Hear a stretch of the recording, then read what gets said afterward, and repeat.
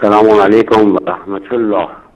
خدمت تمام وسالیان جهان، شوکه وسال عزیز، خصوصا آقای انصاری بزرگوار، میخواستم خدمتون عرض کنم من یک شیعه از ایران هستم، با عنوانی که یک شیعه که با 40 سال نزدیک به 50 سال با شیعه زندگی کردم، با شیعه ازدواج کردم، تو مراسم فاتحه رفتم، روسی، جشن، تولد، فقط کفر و قد پرستی. شیعه چیزی به نام خدای قبول نداره اصلا. شیعه اصلا تمام یا علی یا حسین یا امام زمان یا امام رضا. شما دقت کنید هیچ اصلا خداوند اینا قبول ندارن. کلمه یا فقط مختص خداونده.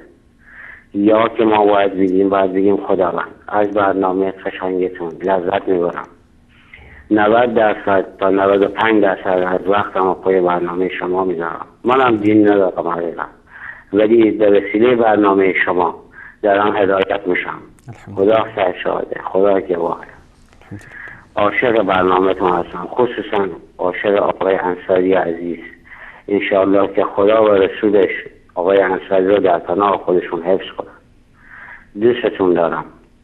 به جز قبل پرستی چیزی یاد نگرفتیم، به جز درخت بوسیدن، میله بوسیدن، آهن ماچ کردن.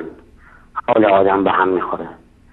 ما خودم کلن یه آدم بیدینی هستم، ولی دارم به وسیله شما هدایت میشم. دوستتون دارم آقای انصاری عزیز. از راه دور صورت ماهت میبوسم. تو و شبکه شما باعث شد که باز برگردم به طرف خدا و دین و مطلب بخورم. انشاءالله که همه شما رو خداوند حفظ کنه. آمین و شما بهمنی از بوشه. خدا خداحافظ شما.